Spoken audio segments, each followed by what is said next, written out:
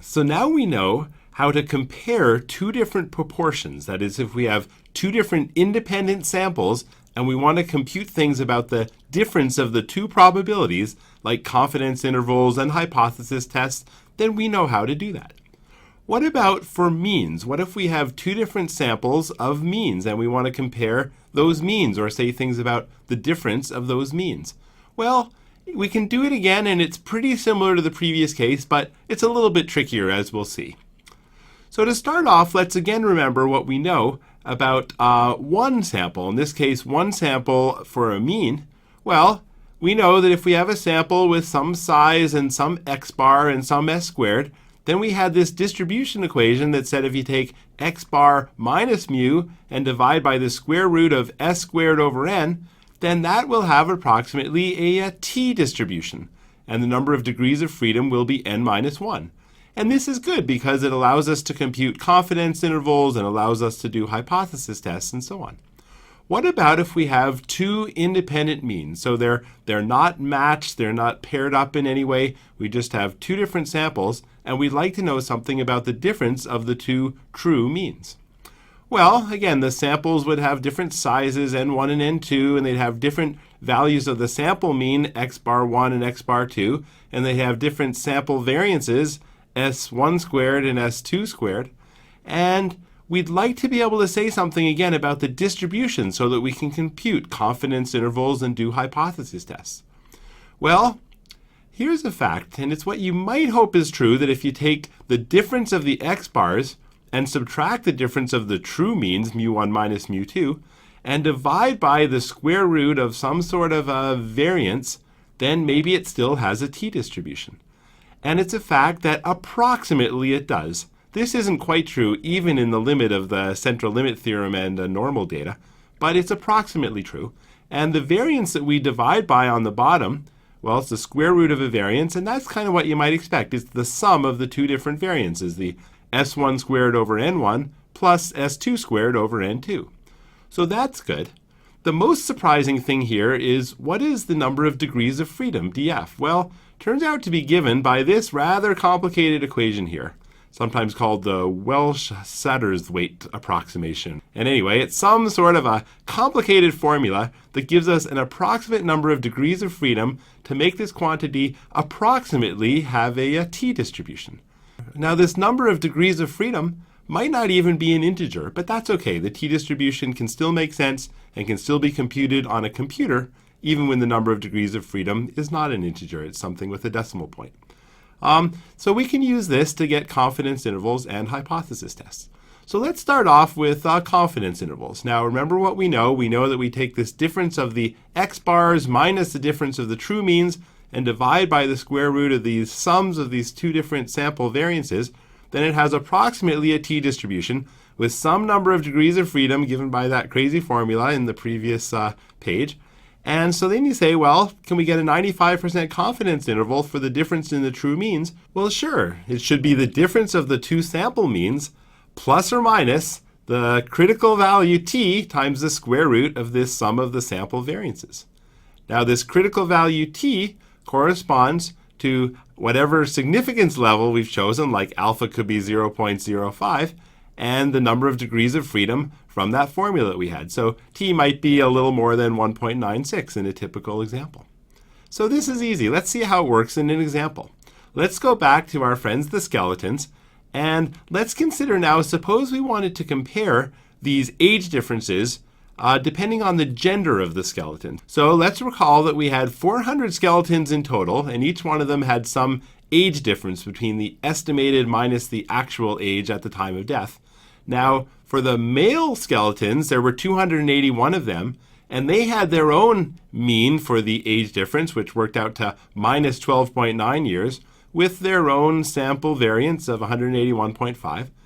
And the females, well, there were 119 of them, and they had their own sample mean, in this case minus 17.1 years, with their own sample variance, in this case 231.5.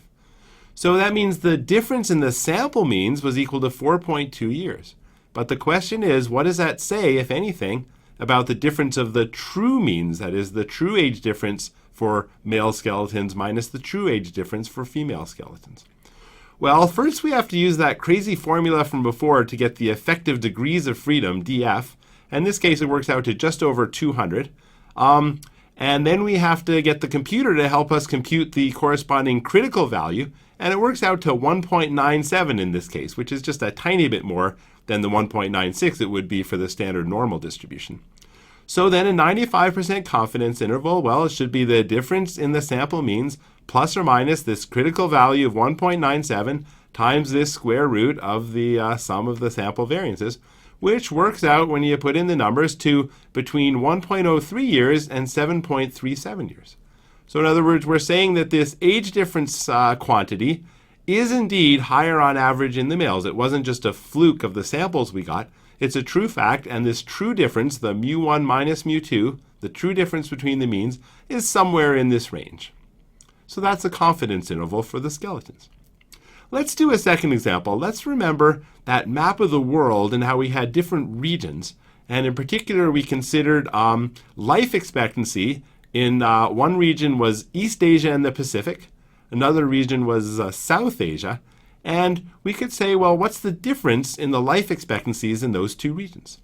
Well, in this case, we can start by remembering the facts and figures. So East Asia and the Pacific had 30 countries. Their mean life expectancy was 73.1 years with their sample variance. And South Asia had just 8 countries. Their sample mean life expectancy was 67.0 years with their own sample variance. So that means the difference in the sample means is equal to 6.1 years. And again, we can say, what does that tell us in the difference in the true means? Now, I should say that in this case, in some sense, there is no true mean because we just have these countries. There's not some overall population. But we can imagine there is. We can imagine, as we discussed before, a typical population of countries from East Asia and the Pacific and a typical population of countries from South Asia. And we're looking to see what the range is, or the confidence interval, on the difference in the means of these imagined theoretical world populations. So in this case, we again use that crazy formula to compute an effective number of degrees of freedom. In this case, it's just a little more than 9 because the sample sizes are so much smaller. And compute the corresponding critical value, which in this case works out to 2.26, so a little bit more than the 1.96 that it would be if we had a really large sample. And then we can plug in the formula and get a 95% confidence interval, again given by the difference in the means, plus or minus this critical value 2.26, times the square root of this sum of the sample variances.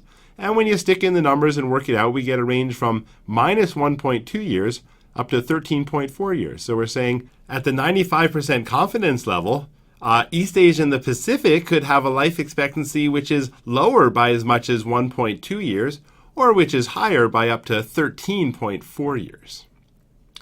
So that tells us about confidence intervals. What about hypothesis testing? In a hypothesis test, we usually want to test whether the true means of the two different samples are equal to each other, that's the null hypothesis, or they're different from each other, that's the alternative hypothesis. Now remember what we know. We know that this statistic, this difference of the sample means minus the difference of the true means divided by the square root of the appropriate sample variance, is approximately a t-distribution with some number of degrees of freedom given by that complicated formula from before. So we can use that to compute p-values. Now, one thing you might wonder, if you remember what we did with proportions, we said that under the null hypothesis, we were assuming the two p's were equal, so we could kind of pool our estimate and get a single pooled estimate for p hat. Well, in this case, you might wonder, under the null hypothesis, can we again pool things together? Well, the answer is no, unless we also assume that the two samples have the same variance. If they have different variances, then even if they do have the same mean under the null hypothesis, we can't pool them. So for now, we won't do any pooling, but at the end of this lecture, we'll consider the possibility of pooling if we assume the variances are equal. So for now, let's go back to that skeletons example, and remember we had the two different samples for the male skeletons and the female skeletons. They each had their sample size, their sample mean, and their sample variance. And we computed the degrees of freedom from that big complicated formula as being just over 200. And now we're going to do a hypothesis test to see, are the means of these two samples, that is the age differences for the male skeletons compared to the age differences for the female skeletons, are these two means equal or are they unequal? Well, the difference in the sample means, as we already saw, is equal to 4.2 years. But then the question is, does that tell us that mu1 minus mu2 is not equal to 0 either? Well, now we know how to compute a p-value. We'll say the p-value should be the probability that we would observe a difference in the sample means, which is at least as big as 4.2 years under the null hypothesis. So we do our old trick of subtracting off the mean, although in this case mu1 minus mu2 is actually 0, but we can think of subtracting it off and then dividing by the square root of the sample variance again, and we do that to both sides, and then we say, well, the left-hand side is approximately the absolute value of a t-distribution with that number of degrees of freedom just over 200, and the right-hand side is just some number, and we can work it out, and we're saying what's the probability that a t-distribution with that many degrees of freedom is bigger than or equal to 2.61? And the answer is that's pretty small. That's a little less than 1%. And so unless you have a very small significance level, you're probably going to say, well, we should reject H0. That means we would conclude that indeed mu1 is different from mu2. Indeed, the mean age difference for the male skeletons, even the true mean, is simply not the same as the true mean for the female skeletons. Okay, now let's do another example. Let's go back to that life expectancies example. And remember there we had one sample was the life expectancies in East Asia and the Pacific, and there were 30 countries there. The other sample was for South Asia, and there were 8 countries there. And they each had their own sample mean and their own sample variance. And again, we want to test the hypothesis that the two true means are equal versus the alternative that the two true means are not equal. Well, the observed difference in the sample means is here equal to 6.1 years. So the p-value should be the probability under H0 that the difference in the sample means would be at least as big as this 6.1 years. Well, again, we subtract off the mean even though it's 0. We divide by the square root of the sample variance that we compute, and we say it's the probability that the absolute value of a t-distribution with now the number of degrees of freedom is 9.09 is bigger than or equal to this number that when you plug it all in says is it bigger than or equal to 1.90. And that's approximately a 9% probability.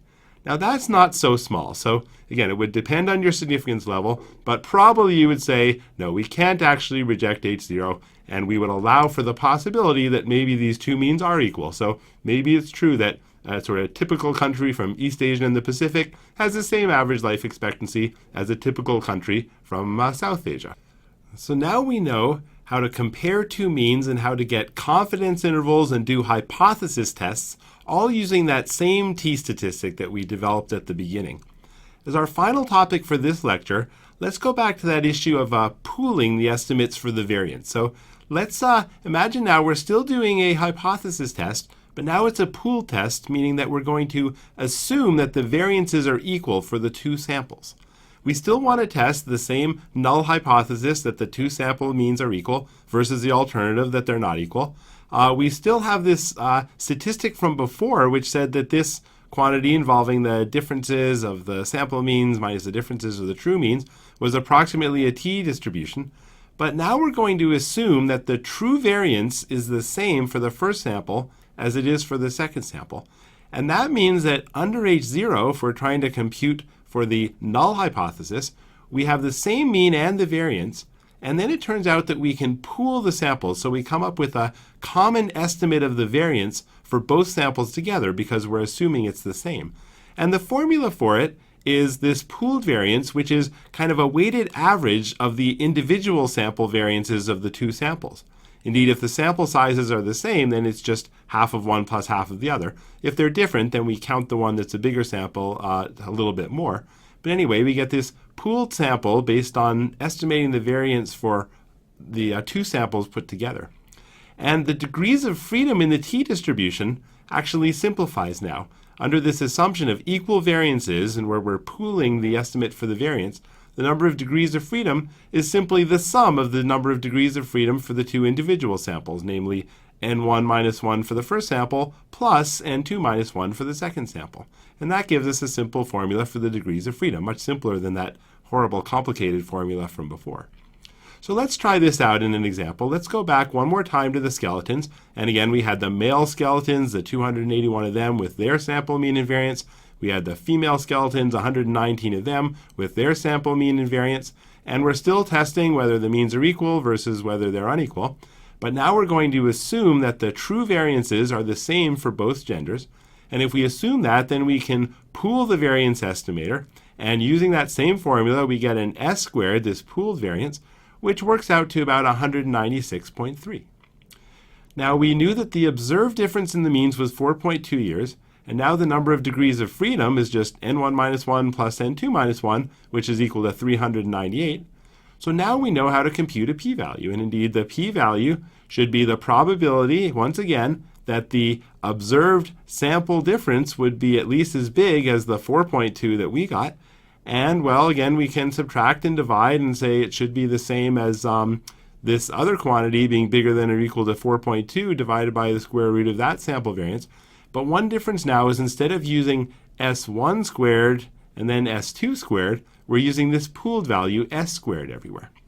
Well, then we can continue the calculation, and it's the same as the probability that a t-distribution with our new number of degrees of freedom, namely 398, is bigger than or equal to this number that works out to 2.74, and the probability of that works out to 0.0064. So this is a p-value which is even a little bit smaller than the p-value we got when we didn't make that assumption. We didn't get the pooled estimate for the variance. And once again, we would probably say that we're going to reject the null hypothesis. And once again, we would say that the male skeletons do indeed have a different true mean age difference compared to the female skeletons. Okay, so whether we're doing a pooled version or an unpooled version, now we understand how to compare two different means from two independent samples and to use these two different forms of the t-distributions, and we can compute the confidence intervals, we can compute hypothesis tests without pooling and without assuming the variances are equal, and we can compute hypothesis tests with pooling when we do assume that the variances are equal. In this way, we understand a lot about how to compare two different independent sample means.